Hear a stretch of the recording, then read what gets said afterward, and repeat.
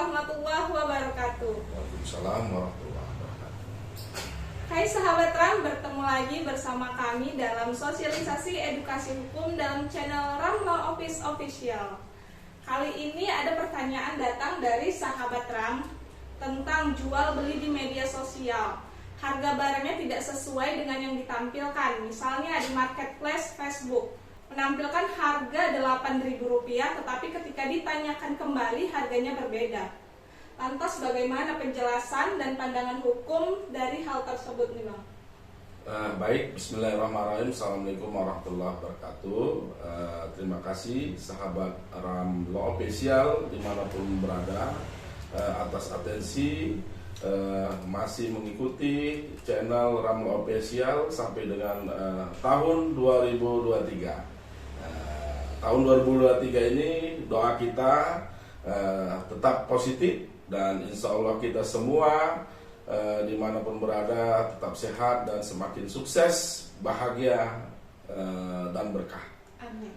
Berkaitan dengan pertanyaan sahabat RAM Law Official tadi, kita tidak bisa memungkiri perkembangan zaman mengikuti proses interaksi, proses transaksi antara pembeli dan penjual di tengah-tengah masyarakat. Kalau dulu kita jual beli itu langsung, ya, langsung ada pembeli, ada penjual, ada barang yang diperjualbelikan.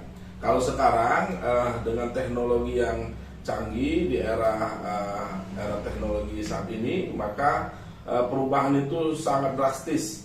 Orang tidak perlu lagi ke toko dan tidak perlu lagi memiliki toko. Cukup dipajang di dalam sosial media barang yang mau diperjualbelikan, maka orang yang mau beli bisa melihat dan melakukan transaksi jual beli. Begitulah kehebatan teknologi saat ini. Banyak positif dan negatifnya. Negatifnya seperti pertanyaan sahabat Ram tadi, tidak sesuai apa yang dicantumkan dari nilai harga dengan aplikasi pelaksanaan jual beli. Ketika di dalam aplikasi dijual satu barang dengan nilai misalnya Rp100.000, tapi ketika proses transaksi tiba-tiba nilai itu bisa bertambah, bahkan bisa kurang, gitu ya kira-kira. Banyak juga terjadi itu kalau nilainya bertambah itu masih syukur. Banyak juga terjadi di lapangan, orang sudah membayar tapi barangnya nggak datang-datang. Nah, tuh barang tidak datang, ditunggu berhari-hari, barang yang diperjualbelikan tidak sampai ke tujuan si pembeli. Nah, inilah resiko negatifnya dengan sistem teknologi. Oleh karena itu, di mana perlindungan seorang pembeli dalam hal ini konsumen dalam mempertahankan haknya. Oleh karena itu di dalam undang-undang pemerintah mempunyai undang-undang tentang perlindungan konsumen. Di dalam pasal 4 Undang-Undang Nomor 8 Tahun 99 tentang perlindungan konsumen, hak konsumen itu terdiri dari 9 hak. Di antaranya A, hak atas kenyamanan, keamanan, dan keselamatan dalam mengkonsumsi barang dan atau jasa. B, hak untuk memilih barang dan atau jasa serta mendapatkan barang dan atau jasa tersebut sesuai dengan nilai tukar dan kondisi serta jaminan yang dijanjikan. C, hak atas informasi yang benar, jelas, dan jujur mengenai kondisi dan jaminan barang dan atau jasa. D, hak untuk didengar pendapat dan keluhannya atas barang dan atau jasa yang digunakan. E, hak untuk mendapatkan advokasi, pelindungan, dan upaya penyelesaian sengketa perlindungan konsumen secara patut. F, hak untuk mendapat pembinaan dan pendidikan konsumen. G, hak untuk diperlakukan atau dilayani secara benar dan jujur serta tidak diskriminatif. H, hak untuk mendapatkan kompensasi, ganti rugi, dan atau penggantian apabila barang dan atau jasa yang diterima tidak sesuai dengan perjanjian atau tidak sebagaimana mestinya. I. Hak yang diatur dalam ketentuan peraturan perundang lainnya. Inilah yang diatur dalam undang-undang konsumen, hak seorang konsumen itu. Oleh karena itu dengan hak ini si penjual harus menghormati hak-hak tersebut, termasuk tadi yang dipertanyakan itu adalah hak seorang konsumen mengetahui informasi yang benar, jelas dan jujur mengenai kondisi jaminan barang dan atau jasa itu, berapa harganya, dan barang itu baik atau dalam kondisi sedang apa gitu. Oleh karena itu ketika sudah dilakukan proses tawar menawar dan ada proses penjelasan, maka itulah yang diikat bagi konsumen dan penjual. Itulah ikatan hukum antara kedua belah pihak. Itu kira-kira hak yang diatur di dalam undang-undang konsumen. Untuk perlindungan terhadap konsumen ini apakah ada ketentuan yang bisa melindungi mereka, para konsumen, dari penipuan atau segala macamnya itu? Ya, kalau bicara tentang undang-undang pasti dia mengatur tentang hak dan kewajiban. Nah, ketika sudah haknya ditentukan, maka kewajibannya pasti akan dilindungi oleh negara, dalam hal ini dalam undang-undang. Tadi sudah kita bicarakan tentang 9 hak yang diatur di dalam undang-undang konsumen tentang hak seorang konsumen. Pastinya setelah diatur hak itu akan dilindungi oleh undang-undang itu sendiri. Terkait dengan perlindungannya, di dalam undang-undang konsumen dengan kasus yang tadi itu sangat dilarang, ya. Itu diatur di dalam pasal 8 ayat 1 huruf F Undang-Undang Perlindungan Konsumen yang melarang pelaku usaha untuk memproduksi dan atau memperdagangkan barang dan atau jasa yang tidak sesuai dengan janji yang dinyatakan dalam label, etiket, keterangan, iklan atau promosi penjualan barang dan jasa tersebut. Sehingga seorang produsen, penjual itu harus jelas menyampaikan barang dalam kondisi bagaimana dan harganya.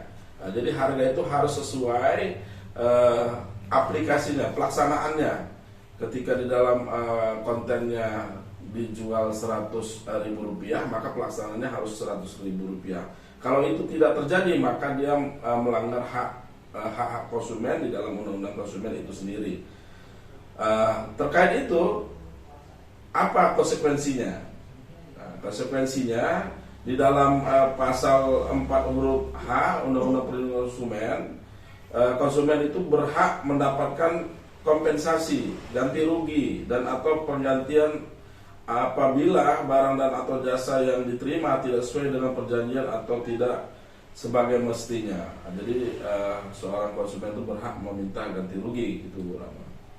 Untuk pertanyaan dari permasalahan yang datang dari sahabat Ramlaw Office ini, apakah dalam hal seperti ini ada ketentuan pidananya, Pak?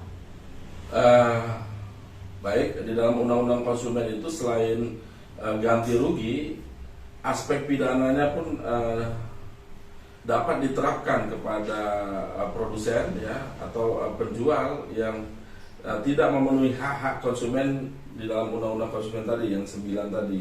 Itu diatur di dalam pasal 62 ayat 1 Undang-Undang Nomor 8 Tahun 99 tentang perlindungan konsumen. Bagi pelaku tersebut dapat dipidana penjara paling lama 5 tahun atau pidana denda paling banyak 2 miliar. Jadi luar biasa undang-undang ini melindungi seorang konsumen, dalam hal ini pembeli, ya, dalam proses transaksi di dalam elektronik. Jadi kalau pelaku produsen yang nakal tidak melindungi hak-hak konsumen, maka dia akan dikenakan pasal 62 ayat 1 Undang-Undang Nomor 8 Tahun 99 dengan ancaman penjara paling lama 5 tahun dan pidana denda paling banyak 2 miliar. Luar biasa ini. Perlu saya ingatkan kembali, hak konsumen terdapat dalam pasal 4 Undang-Undang Perlindungan Konsumen Nomor 8 Tahun 1999. Nah, konsumen dilindungi dengan pasal 4 huruf H Undang-Undang Perlindungan Konsumen yang berbunyi, perlindungan konsumen berhak mendapatkan kompensasi, ganti rugi, dan atau pergantian apabila barang atau jasa yang diterima tidak sesuai dengan perjanjian atau sebagaimana mestinya. So, untuk para penjual agar tidak berlaku curang dalam memperdagangkan barang secara online, dan untuk kita para konsumen agar lebih berhati-hati dan waspada dan teliti untuk melakukan pembelian barang secara online. Ya, begitu Bu Rahma, tapi perlu ditambahi tadi dari sisi negatifnya, tapi dari sisi positif kita sangat terbuka dan mendorong supaya proses transaksi jual beli melalui aplikasi online ini lebih baik lagi ke depan, karena sangat bermanfaat. Kita dalam satu tempat bisa melakukan jual beli. Kalau dulu kan kita membutuhkan waktu, membutuhkan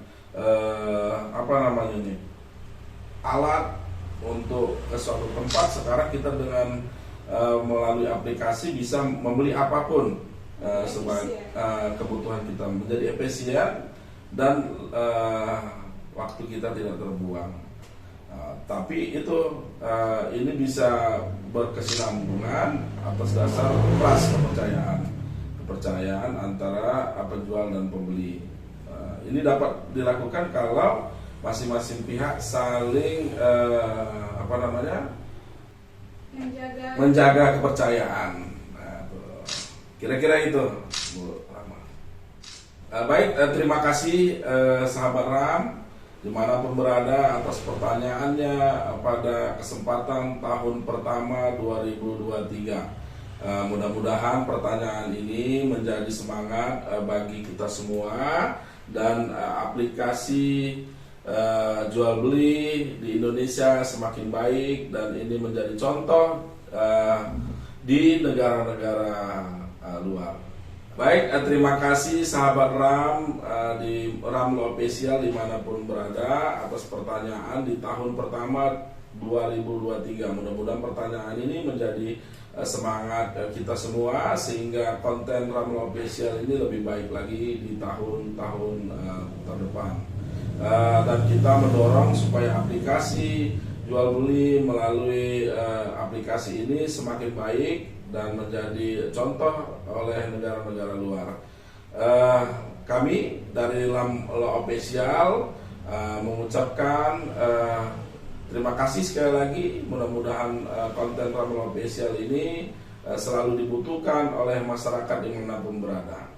Sebelum ditutup, jangan lupa di like, subscribe, dan di share channel Ramlo Official supaya ini bisa diketahui dimanapun berada dan bermanfaat bagi seluruh masyarakat Indonesia dan mendunia. Sekian dari kami, salam cakrawala.